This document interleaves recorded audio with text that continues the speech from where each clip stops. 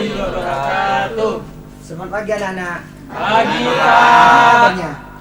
Baik, Pak. Sebelum Bapak mulai, marilah kita berdoa terlebih dahulu agar apa yang kita pelajari hari ini berjalan dengan lancar. Berdoa dimulai. Berdoa selesai. Bapak absen terlebih dahulu ya. Ya, Pak. Ahmad Arif, Ada. Evi Ulfa, Hadir, Pak. Fitria, Hadir, Pak. Lumatul Muniro. Yang mana? Hadir, Pak. Oh. Muhlis, Hadir, Pak. Fatmawati, Hadir, Pak. Subir. Saya, Pak. Oh, Septian. Mana kemarin kok gak masuk? Bolos, Pak. Ke Juanda, Pak. Bolos, Ngapain? Hah? Ngapain? Jalan-jalan. Langsung naik sapu, Pak. Kenapa nggak izin? Nak? Lain kali izin ya, Nak ya? Ya, Pak. Saiful Rizan, Ada, Pak. Talia Saya, Pak. Anjani,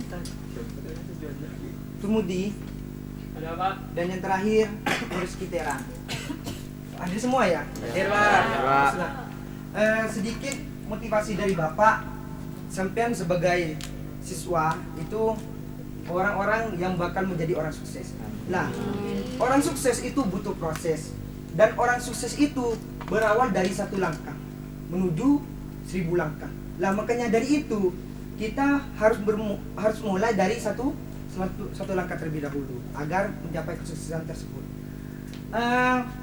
Terus selanjutnya sampean sudah tahu nggak untuk mata pelajaran hari ini? Bapak Pendapatan nasional. ya ada yang tahu ya. Kemarin sudah Bapak diterangin bahwasanya untuk minggu sekarang ini pendapatan nasional. Nah, Bapak akan memberikan suatu video ini, coba disimak dulu.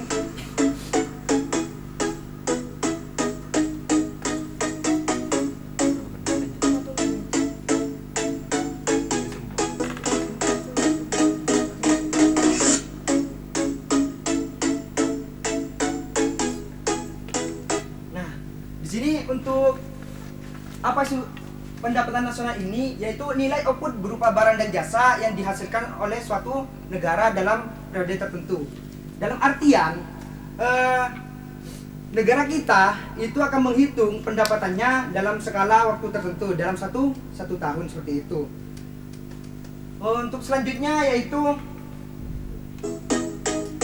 di sini ada pendapatan nasional, dan untuk selanjutnya yaitu manfaatnya.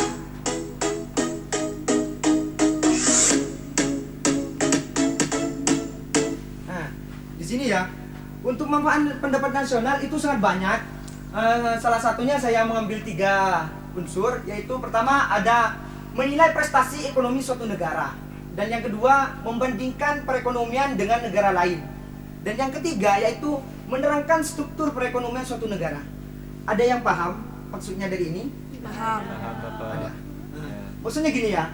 Pertama, menilai prestasi ekonomi suatu negara. Dalam artian negara kita akan menilai selama satu periode ini penghasilnya bagus atau tidak dari penghasilan suatu negara. Seandainya negara kita itu mendapatkan input yang banyak, otomatis negara kita akan maju.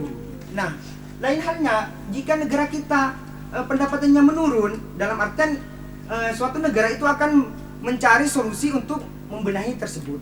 Dan yang kedua yaitu membandingkan perekonomian dengan negara lain. Nah, dengan adanya manfaat ini pendapatan nasional, kita bisa tahu negara kita ini lebih maju nggak dengan negara lain. Contohnya Indonesia dengan Malaysia, atau Indonesia dengan Jepang, dan lain sebagainya. Kita bisa melihat dengan pendapatan nasional ini, kita bisa melihat bahwasanya oh ternyata Indonesia ini pendapatannya lebih banyak daripada Jepang atau negara-negara lain. Atau halnya juga, oh berarti Jepang ini lebih banyak pendapatannya dari Indonesia, seperti itu. Dan yang ketiga yaitu menerangkan struktur perekonomian suatu negara. Nah, Tumudi bisa maksudnya apa? Nggak bisa, Pak. Oh, belum bisa. Di sini maksudnya negara kita atau negara lain itu bisa melihat perekonomiannya, mendapatkan pendapatan itu dari industri atau pertanian. Bisa melihat dengan melihat pendapatan nasional seperti itu ya. Dan selanjutnya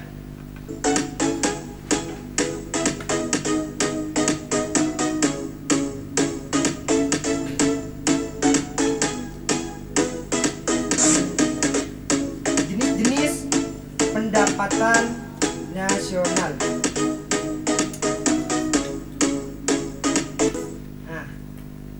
Saya tanyain terlebih dahulu kepada siswaku ini. Fatma, Kangen, Pak. jenis-jenis pendapatan nasional kemarin sudah belajar apa Belum, saja? Pak. Sebelizan? Belum, Pak. Belum. Padahal kemarin Bapak suruh belajar terlebih dahulu agar apa? Agar ketika ditanyakan dalam satu kelas itu bisa paham kalian. Lupa, Pak. Yang pertama,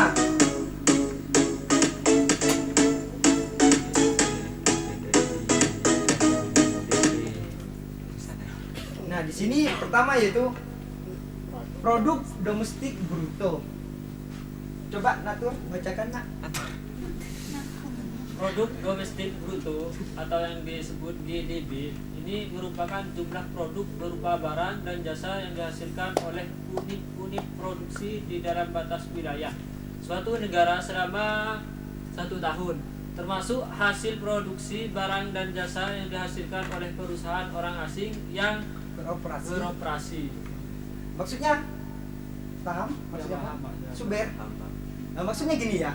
Produk domestik bruto atau GDB, gross domestic bruto, yaitu merupakan jumlah produk berupa barang dan jasa yang dihasilkan oleh unit-unit produk di dalam batas wilayah suatu negara selama suatu tahun.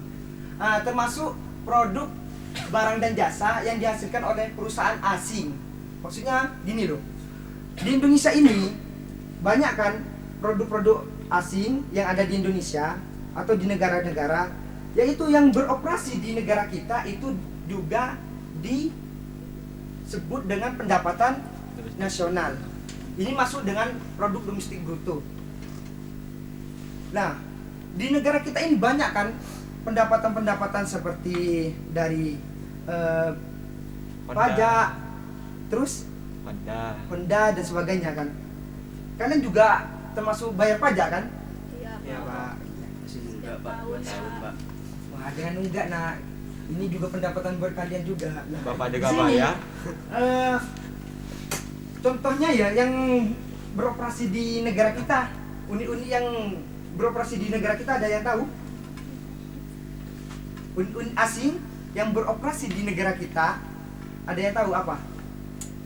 Yang pertama yang saya jelaskan tadi itu Honda milik Cina apa Korea ya? Cina, dan juga seperti HP Samsung itu milik Korea, dan contoh lagi seperti itu lupa apa lagi Gini loh.